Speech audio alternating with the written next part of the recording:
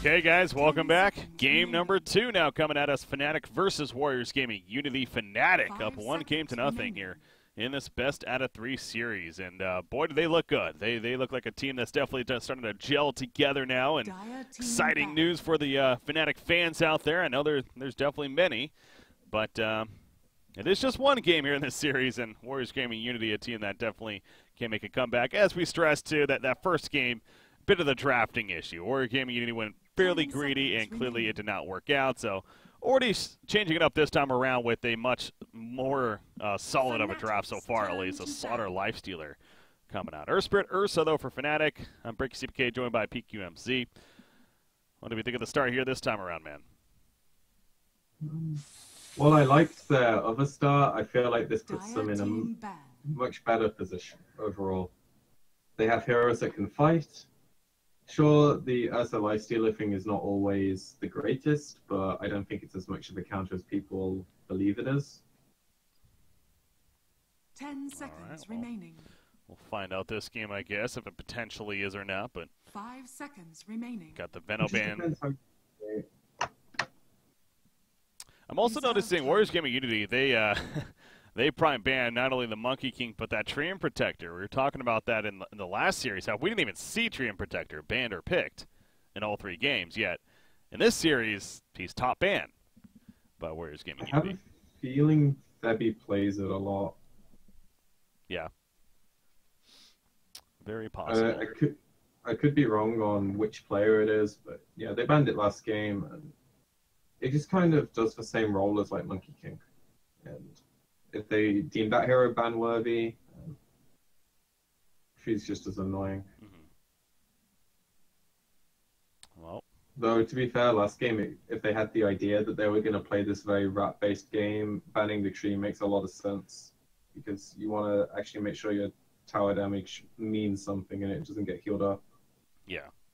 This game, I feel like it's not got the same level of interest. It's just a ban because they don't want to deal with the hero. I actually think it's a very, very strong hero, but the theory is yet to be put into practice, or at least for me to see it. Yeah, the few times that I've seen it too, it's been in that 4 position especially, but very somewhat passive even. Again, leveling up the living armor. We really haven't seen this idea of like maybe the Nature's Guys, you know, really taking advantage of that and being a very aggressive ganker almost. But again, with the Kiev Major coming up, it sounds like you're on board with that too. That's just, I feel like we're going to at least see him a bit there, especially in the group stages, and we'll kind of see what impact he has in that event. But for now, Dazzle coming out. I believe when Kiev hits, we're all going to learn a new style of Dota. Yeah. Or a new way to play the patch. Beastmaster. That always happens. Dire team pick. Hopefully it isn't same old, same old. I think it's going to be a bit, again, this is the first major since 7.0, of course, so a bit definitely changed in the game. So yeah, I'm expecting it to be a lot of fun and definitely different stuff. But Beastmaster, speaking of different stuff, and not what we're going to see every day, but coming out here for Fnatic is lockdown good against the likes of a Lifestealer, despite that rage. So also good for spotting incoming ganks. Yeah, it's a good Ohio hero. He's one of the few people I see pull this hero out still. Gives them a lot of ways to secure the Roshan area, initiate with good lockdown for the Ursa to follow up. It's a nice overall pick. I like it. And it's a very... You just give this hero one item and it does its job for the rest of the game. It's not greedy at all. And if you're planning to pick the Alka, it makes a lot of sense that you go for a hero that doesn't need as much farm. It needs a bit of levels and its first item through the lanes, but... Dire team pick. Wow, Lich. Huh. Okay. Lich got buffed recently. His sacrifice got buffed up. His ultimate also, the slow effect actually got buffed by a fair amount. So, wasn't it the cooldown as well? No, I don't know if his cooldown got changed. You know? I think it got lowered by like 20 seconds. Maybe I'm wrong. I've got to be honest. Anytime I see Lich in the patch notes, I really do not give a shit. The hero is just, it's so boring to play, and anything they do to it is probably just a number change. Lich right here. Yeah, so the sacrifice, as I mentioned, the Chain Frost, the slow duration was decreased. So the slow duration was decreased from 4 to 2.5 seconds, but the amount of slow was increased from 30% minus 30% to minus 50%. So ideally, that's a buff overall because it keeps them closer with more of the slow on top of that. So then of course he has his armor, which has always been a solid ability, and against Lifestealer Slardar, it's actually pretty good to have. I like it. I like seeing a Lich here. I think it has to help this Beastmaster in the lanes to make the hero warranted, which I'm not sure it can even do. Because you don't want to leave your Ursa against a Sand King. Yeah. I'm really not sure how Fnatic lane this. Like, you don't pick a Lich to have a safe lane support. You normally pick it to like enable your off lane, or you do this mid dual lane, which I suppose is a possibility. Alk Lich can definitely do a lot of bad things to a Storm Spirit if he doesn't get the help. But, I think Warriors have like an infinitely better draft than what they had last game. Oh yeah. To a point where I'd probably favor them. Storm is going to have a pretty easy game if Ursa doesn't snowball really hard early, and his team don't leave them on an island too much. I really like the draft. It just makes so much sense. Fnatic, it feels a bit more like they can't mess up too much early, and if they do that, then they still have to execute. Feels like it needs more finesse. There's less room for errors. Yeah, that Storm Spirit really is a strong final pick because, again, it gives a great transport for the Lifestealer. I mean, sure, they already have the Slardar Bomb chance, of course, and even the Sand King with the Blink Dagger, but you throw them in Storm Spirit as well. I mean, that's just a massive bomb in itself. So a lot of targets here for Lifestealer to choose from when it comes to that option of the Infest. Prepare for battle. It's also a really important thing when you play against him. If you know there's one hero that he's only ever going to be in, so let's take Slardar as an example. If that hero's off the map and Lifestealer's off the map, you know what's happening. But in this game, if Sand King, Slardar, and Storm, if 2 of the 3 are showing, you might not be as scared. Yeah. Because you can't give it that much respect all the time. Slardar going to be spotted here by Ursa as he starts running up the hill a little bit, but clearly Fnatic is making a point that they don't want to give up their jungle by any means. And Sand King, though, he snuck around, and he actually gets a ward down, so well played there by Kangaroo, who is actually going to be playing an offlane Sand King, it looks like. So, yeah, it's going to be the 4-position Slardar here. The more traditional distribution. Sand King just is like, he does more pressure in the lane, so it makes more sense for him to be the core. I think Ursa's going to have a really hard time down here. Because like, neither of the Fnatic supports really do much in this lane.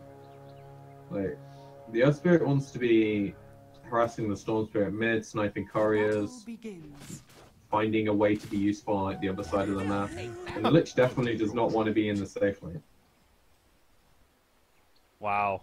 Well played by Fnatic right there overall. DJ managed to get this bounty rune up here, preventing the mid player from getting it, and then actually Beastmaster, he took it from Lifestealer. They're basically fighting at the rune, and Beastmaster happened to click just a little bit faster on it. So, it's a 3-for-1 bounty rune control in Fnatic's favor, and sure enough, Lich is going to be up here, as we were talking about.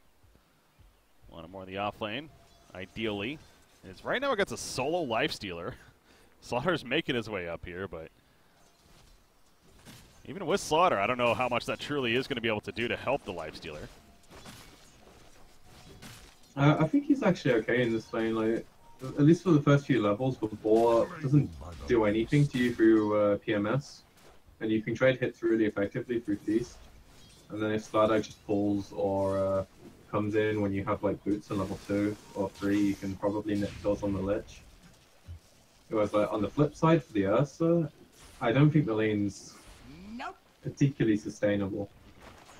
The one grace period he has is Sand King's always going to push the lane, so at some point you are going to have creeps under your tower, and you are going to get some CS through that. So the Earth Spirit being able to pull and not have to worry about the lane too much is a good thing for them. And if none of the supports are in the mid lane, QO is happy. I mean, I guess you can say the same thing about both players, but Alkin actually gets more through his skills. Yeah, I think so. That greed right there. So, and now he's actually going to have Lich rotating in. He hits level 2, gets that Frost Blast now. Lich is going to pick up some experience here in the middle lane while Alchemist going to go use the Shrine meanwhile as they're chasing the Earth Spirit. But yeah, I need to be careful about going too far here. Soldier's fortune. Casual bounty control. Nice. Yeah, and DJ playing that for support, by the way. That's what you've been talking about on the Earth Spirit here. So yeah, it seems like really just whatever hero it is. So we're more I'm going to guess Febby doesn't play the hero then. Yeah. DJ's Earth Spirit is, if I recall, one of his better heroes. Oh, Miracle bottom lane could be in some trouble right here, eating through the trees, trying to get away with the regen, another Earth Shock, but it's not enough. First Blood comes out in favor of Warriors Gaming, so good chase there between the Sand King and the Dazzle. No support nearby. Yeah, and that's his issue. No support. It's like a pub game for him. He has two heroes that do nothing in his lane, and they're like on the other side of the map, and he just has to deal with it. And he TP's back down, and he has the same issue. Oh, he's going for the turn collection. One more auto attack. Oh, it's not enough damage, though. Merkel going all in, but the Burrow Strike catches him off guard. He didn't expect him to have enough mana, and he did. Calculated. That was greedy. It's one thing to die the first time, but yeah, that time that was a little over-the-top greed on the part of Ursa. Right there, because even if he gets that kill, he actually could even be turned by the Dazzle anyways. Well, if the SK didn't stun him, then he lives. But yeah, yeah. true. The situation he's in, I don't blame him. Because he's not going to get anything good out of this lane if he doesn't make something happen himself. Yeah. That being said, you should have the feeling that this Elk's going to get a good game. If the Beastmaster just gets his levels and enough items, he doesn't need to like finish anything. He just needs to get his levels and like boots, kind of like he has now. And once he gets level 6, he can come and either enable your lane or you can go to his lane, and then you can use Roar and start making back the gold you lost. Well played by Slaughter right here, by the way. Not only is he taking away farm from the Alchemist in the jungle, but he actually stole a bounty rune in front of him. And, of course, that's pretty big. And look at that again. He's last hitting so much better than the Alchemist right here. So, again, it's kind of these small things, but most certainly will add up. Alfu doing a great job, and he gets the last kill. He might get the hero kill on top of this. He's going to run him down with the sprint. Oh, my God, if he actually gets this. QO doing his best to juke and jive. He does not have support coming into the crush hits. And down goes QO. What a play by Alfu there on Slaughter. Steals all the farm and takes him out as well. So much for your Elf doing well. Yeah. That is not good. And the momentum all in favor of Warriors Gaming.Unity. In fact, Kangaroo now. Kangaroo even. They are going to get the kill on an Earth Spear. Merkel wants a turn, but there goes the Shallow Grave, and now Merkel's in trouble. He figures he has to stand his ground. The Burrow Strike comes out, though, and now he, too, is going to fall. Double kill for X-Nova. Talk about a completely different game here in game number 2. I believe Fnatic are tilted. Yeah. Not just a small bit either. Like, when QO goes for that centaur, like, he knows exactly where the Slaughter like has been, and he's that greedy to go for it. And then they get massively outplayed bottom. Like, when the Dazzle gets the kill on, I can't think which hero it was initially, maybe Earth Spirit. Then he gets level 4, so Ursa can't get the turn kill, and it ends up him dying instead. Meanwhile, Lifestealer is just free farming, happy as he can be. Kind of a weird build, but I can understand the Feast to like sustain in the lane. And now Storm Spirit's level 6. And that's what he does right there. Rotates top, sets up the kill on a Beastmaster. I mean, by the way, the only saving grace for Fnatic was they did happen to kill Lifestealer earlier on. I caught that on camera, but again, now you see what happens right there with the rotation coming out. And Storm Spirit now he's excelling even more far. The bounty rune is going to be stolen by Lich, however, but this could... Okay, no, Earth Spirit's coming in too, so I was going to say Lich could be in trouble, but now Storm Spirit the one that is in trouble himself. DJ not going to come in for a chase, though. The bottle charge is coming out, and Storm Spirit will end up surviving. But yeah, across the board, just looking so good for WarriorsGaming.Unity right now. I mean, Alchemist is topping the charts, no surprise. But the next 4 farmers all on side, I guess, well, Beastmaster now jumping in there. But you get the point. WarriorsGaming.Unity has a very comfortable early lead. 2,000 net worth lead for the team without the Alchemist. That's not good. Affirmative. And it's not so much like for every bit of gold this elk has, you have to look at every bit the Ursa doesn't have, and then you have to warrant, does the elk do enough? And if the answer is no, then you are very, very sad. Dire's top tower is under attack. The Roar comes out. They're going to lock down this Lifestealer, actually, so we're going to take him out for the second time, but you look at what was needed. The Roar, 4 heroes being here. I mean, it's better than nothing. Like, he saw the boulder. Was his hands just not on his keyboard, or...? Wait, what do you mean? The Earth Spirit kick, like, that was... oh. Any person with their hands on the keyboard could rage that. He obviously chose to not do it, thinking he wasn't going to die. Yeah. But that's why I said he got greedy. Yeah, that seemed like a little bit greedy. Yeah, you're all right, because I noticed that too. But, I mean, ultimately, like I said, 4 heroes being there, they committed Roar. Now, bottom lane Lich, he's going to be run down. Not even necessary for another Burrow Strike, just simply the auto attacks. More than enough damage.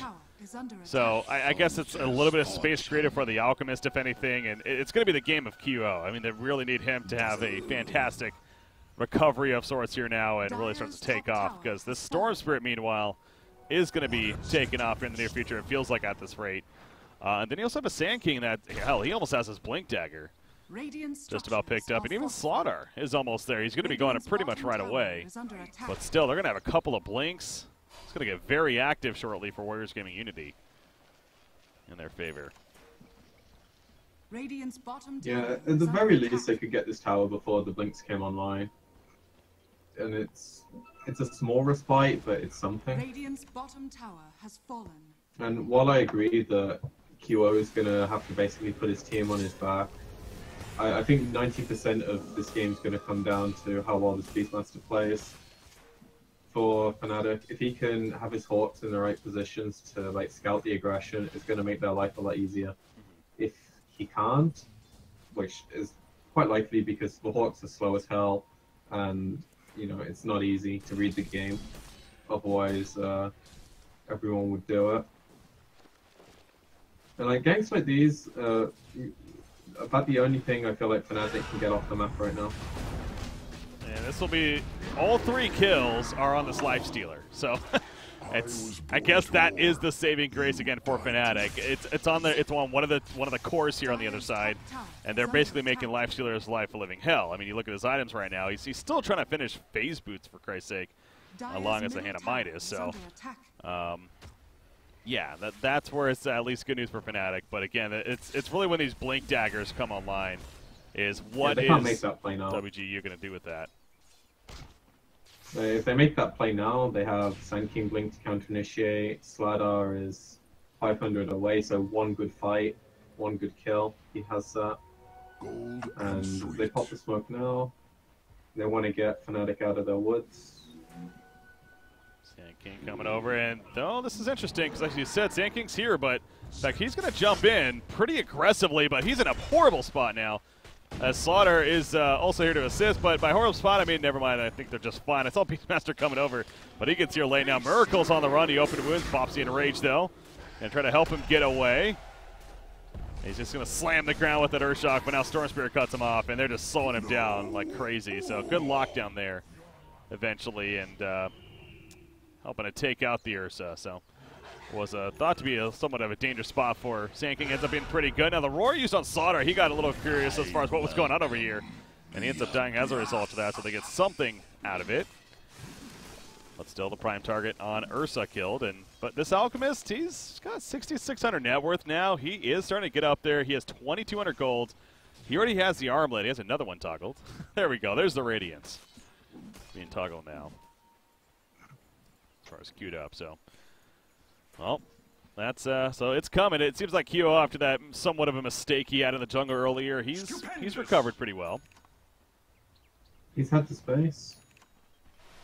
his team's done a good job of like playing really aggressive on the dire side woods, and that's where the attention's been focused from Warriors, which I think is correct. You don't have to worry too much about shutting down this elf when you have a lot of minus armor to deal with the hero. And if they really want to shift the focus towards him, as soon as Slardar gets his blink, which is like 2 minutes of farming, they can do that. Yeah. He might have his Radiance by that time, but he's still just as fragile. If the rest of his team is like not around, you can easily kill him with like one bomb. Radiant's bottom tower Just like is under attack. tanking, Slardar. Wow. Wow, Febby going for the solo kill. Committing a chain frost to this even.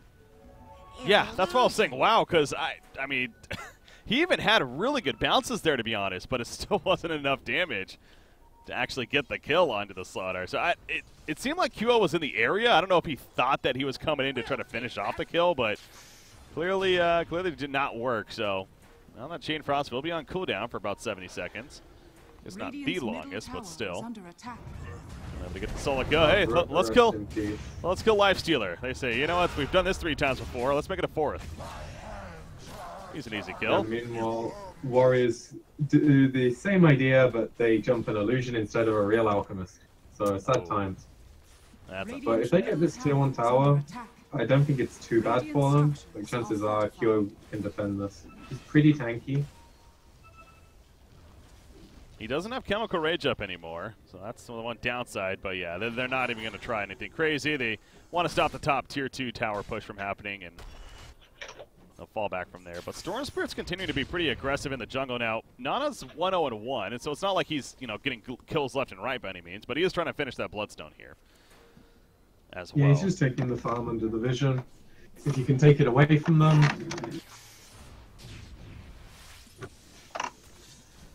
Attempting to do at least, but that Radiance Sacred Relic is just around the corner, and that is another thing too to keep in mind as well. Lich, he only has a 1 level in it now, but even at level 1 ice armor, it does plenty. It's that 3+ armor, but also the slow that's provided and the attack slow on top of that, whichever targets are attacking you. So Lifestealer himself, when it comes to his auto attacks, obviously Slaughter as mentioned earlier, hell, even Storm Spirit to an extent.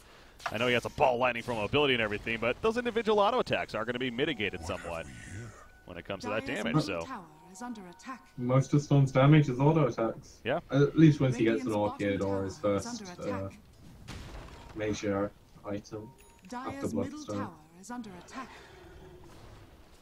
Top lane. But the thing is, I don't think it's enough to warrant like all they're doing on himself. Wow, they want to kill this Beastmaster, but there is support nearby. Does he have a Chain Frost? He does. Is he going to use it? Not just yet. There we go. It's going up. The bonus smash down, but the big spread. Lifestealer is getting low, though. Ursa. He doesn't have a Blink Dagger, however, he cannot chase a big 3-man crush. The offensive wing comes out of the Burrow Strike to follow. They overstep their boundaries big time here on the Radiant side. Miracle trying to take Storm Spirit with him. That's not going to work. The Enrage lasts a little bit longer. He had 17 wand charges, but at a point where he's probably dead anyways.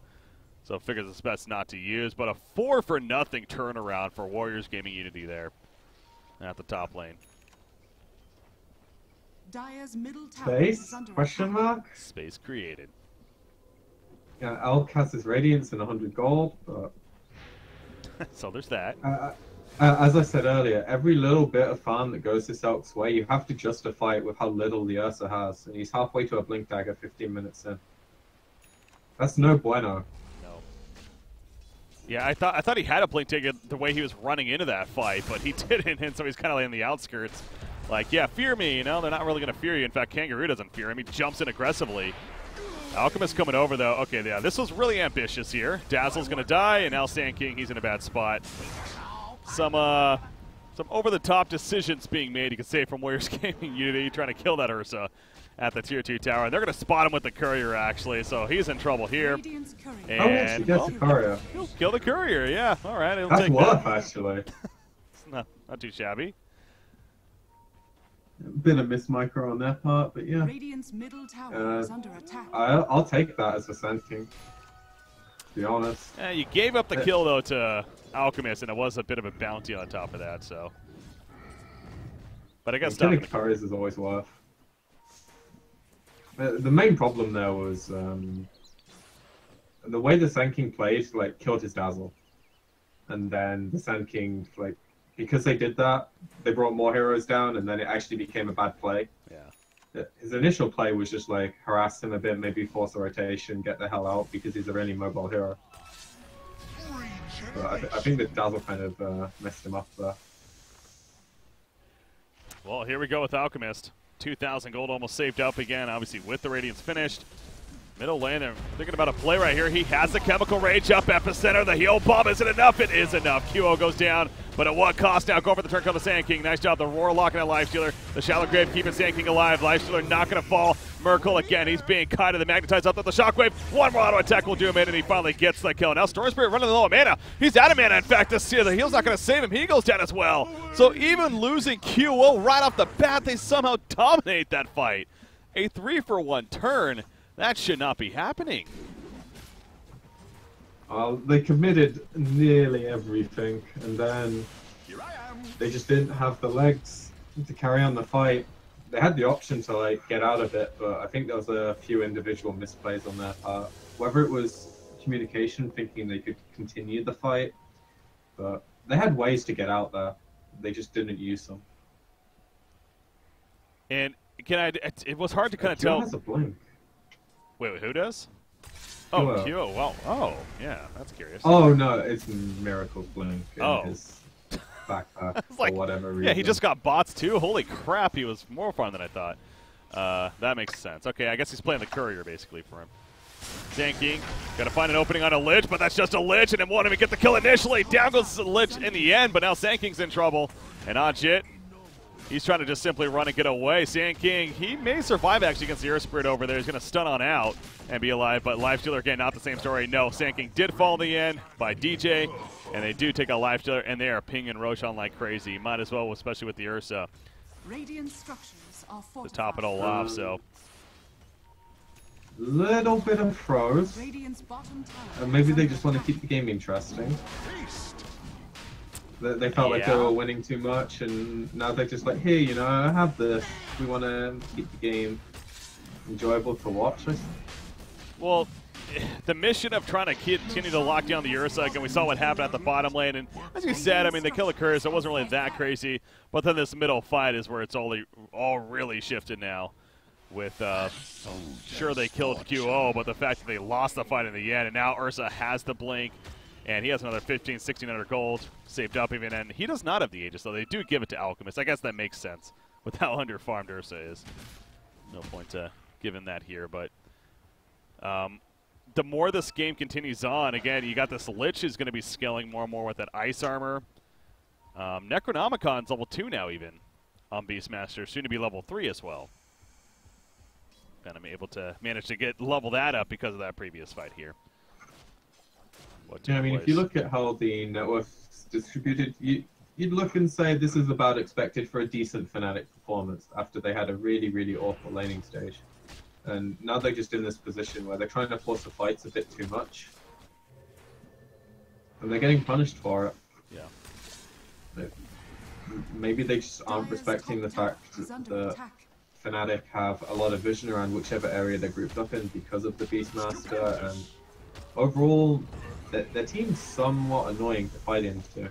Like, if you try and burst down an elf, you're spending a good amount of time. Oh, big stun right there. The Lifestealer Infest Bomb as well, but the Roar comes out in return. That Chain Frost bouncing around, back over to Lifestealer. Lifestealer will melt in the midst of it. Q.O. as he runs in, the Chemical Rage going to be wearing out, but now Storm Spirit, he's silenced up. He cannot use that ball landing against Ursa at the last second. No, he cannot get away. They did take out Ursa at least as well as the Lich, but they lose their cores, and it's going to be a third Inslaughter. Double kill for Q.O. On top of that, that Chain Frost doing a lot of work. Again, it's honestly the damage is one thing, but that slow on top of that with the Magnetize out and just keeping them nearby for the Ursa. Lich is, I feel like Lich has actually proven to be a pretty good pickup here as time moves on for Fnatic. Yeah, the ice arm is like the icing on the cake. He's actually getting a lot of mileage out of his other spells, which is really nice. But Dire's middle tower is under attack. this is just Alchemist gaming. Dire's structures are fortified. They feel the pressure to be able to do things, feel like they have to do things, and they're just getting punished so much. Dire's middle You tower also, has you fallen. think of the net worth on Storm Spirit, it's pretty good, but then you take into consideration he has 6 charges now in his Bloodstone. And obviously that hurts the net worth of sorts as far as the item goes. And what it's really doing for him. So you gotta really look at that as well. The Manta style being delivered, by the way, to Alchemist right here. He's gonna stun himself, but not the biggest deal. As they were trying to go for the Dazzle, and they see him right here. The Hawks scouting him out. They're gonna blink in and get him here, I'm sure. Hell, they don't even need a blink. Poor slowing him down enough.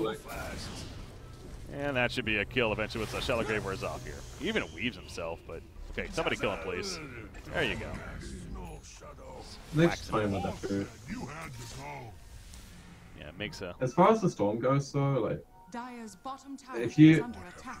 I'm not sure if you were around, but like TI5 time when Simel was playing this hero, you could, with this kind of inventory, you could do a lot. Dire's But bottom you need tower 3 is under items on this attack. hero to be able to like commit to a team fight with a decent jump and stay alive and get out. Yeah.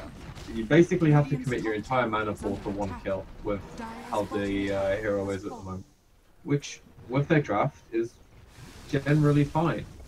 But the hero is not strong at like 15, 25 minutes if the rest of his team can't keep him in the fight. You commit to get in, and then you kind of need to be able to snowball the fight so you're not having to back off. He's gonna ball lightning in, harass, push out the creep wave. Unstable Concoction goes off right there, but Alchemist gets done. Remember, he has the Aegis, so they're at least gonna get the tier 3. The Shrine popped in the background.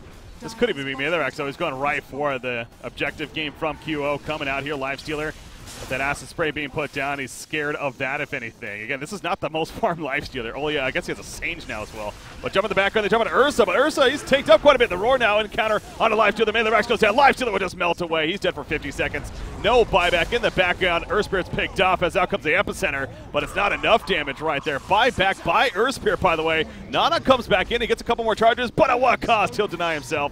And he buys back immediately right here. Somewhat of a last stand, it almost feels like, for Warriors Gaming Unity at this rate. They're trying to get the pick off in the back lines over here, but now the stun on the Storm Spirit. Ursa is stunned by the Crush there of Sod, and it will be a triple kill for Nana, actually. Coming back with the buyback, but the Unstable Concoction stuns him in place. The follow-up, though, is not enough damage.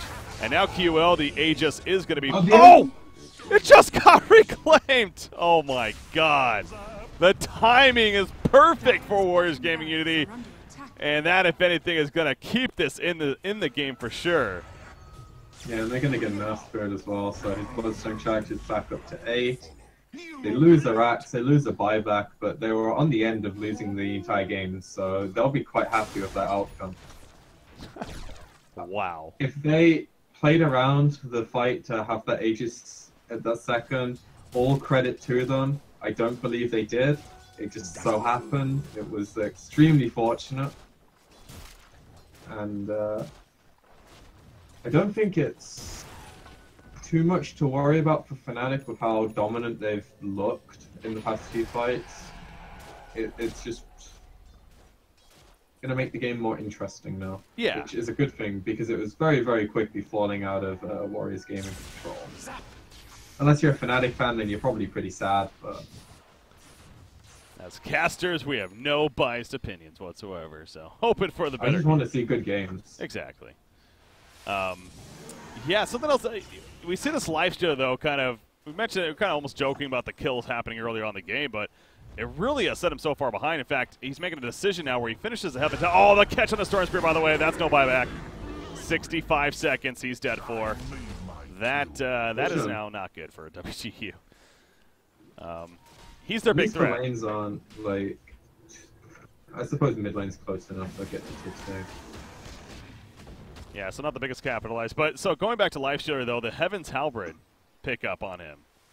Like, he wouldn't be doing this if he was having, like, a good start, I feel like. Most likely, yeah. This is purely response. The game's just, like... Dire's middle tower awkward for him now. Because he wants to be able to kill the elf in one jump, or... I don't think you even worry about the Alpine, I think you worry about the Beastmaster. If he hasn't blown his Necrobook, this hero's almost bigger to take out.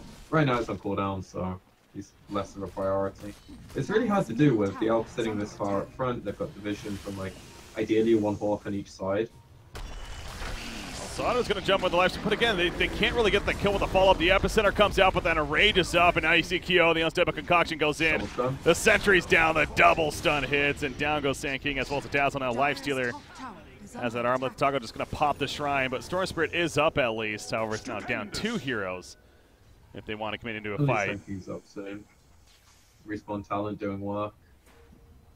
That is true, so he'll be up shortly. Chain Frost was used there as well. So that would not be up up here. Back up though. All right, they're going to go in the background again. Ursa the prime target. Ursa made a fall this time. It looks like it. He is getting low. Not low enough, though. He gets off the auto attack. Star Spear will fall. The Bash Brock's working with the Skull Bash here, and that could be it.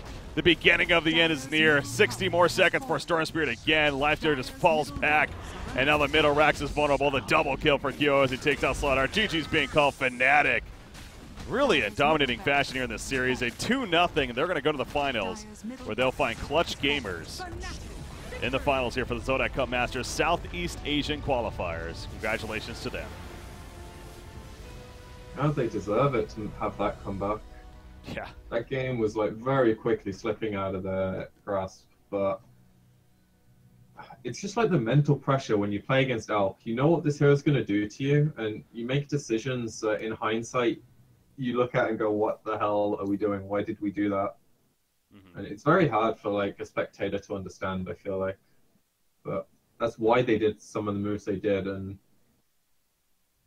as I said earlier, the vision from the Hawks were like really, really important into like Fnatic being able to play around those situations. Yeah. And you gave them an inch, they took the entire game. And there you go. Fnatic's going to the finals.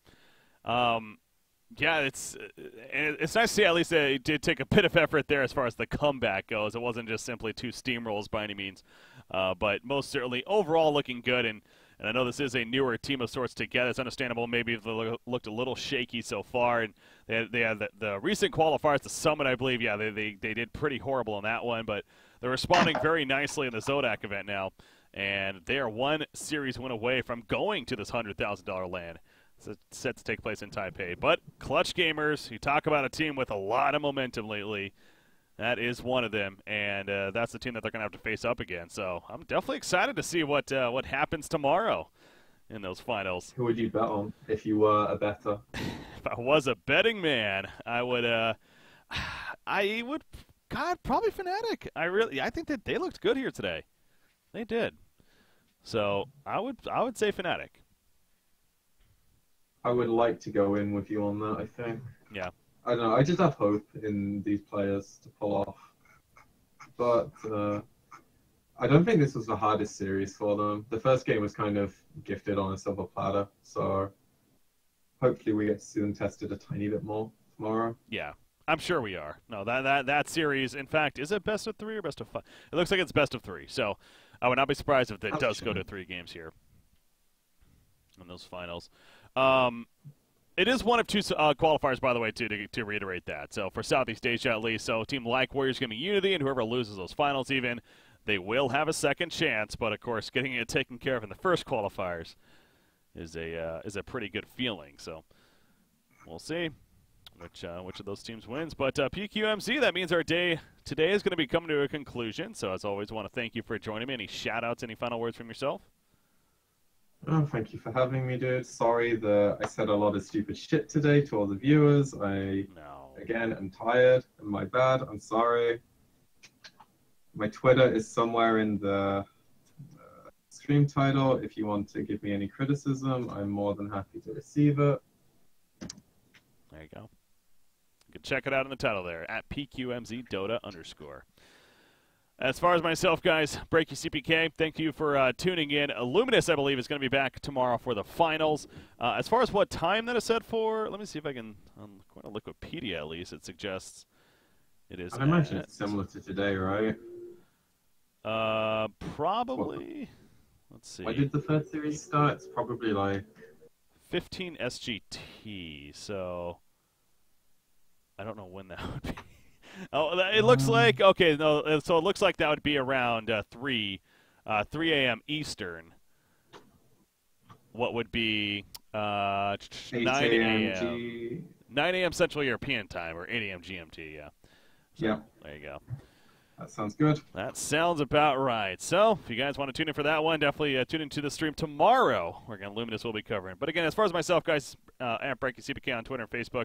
I also released my first podcast episode yesterday that is a podcast concerning the competitive Dota 2 scene. So, if you guys want to check that out, it's called .pro with BreakyCPK. You can check it out at defenseofthepatience.com. Feel free to do so, and look forward to continuing on with that. As far as the day, though, goes, the ZOTAC Cup Masters Southeast Asian Qualifiers semifinal action, including today. Clutch Gamers versus Fnatic is your final matchup set to take place tomorrow. Until then, guys, have a good night. We'll see you next time.